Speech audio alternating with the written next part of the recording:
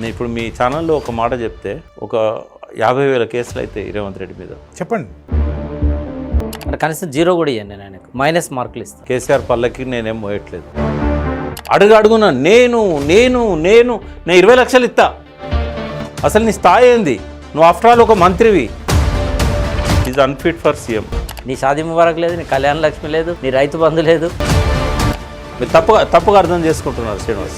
ఈటెల రాజేందర్ను ఓడించడానికి. అంటే ఇదంతా 2014 నుంచే జరుగుతుందంటారా మీరు? తెలివైన ముఖ్యమంత్రి మాట్లాడే మాట అది. మీరు రామకృష్ణ హెగ్డేని చూపెడతాడా, కరుణానిధిని చూపెడతారా, జయలలితను చూపెడతారా, ఎంజి రామచంద్రని చూపెడతారా, మహారాష్ట్రలో విలాసరావు దేశ్ముఖ్ని చూపెడతారా, వైవి చవాన్ చూపెడతారా, ఆమ్ ఆద్మీ పార్టీ అరవింద్ కేజ్రీవాల్.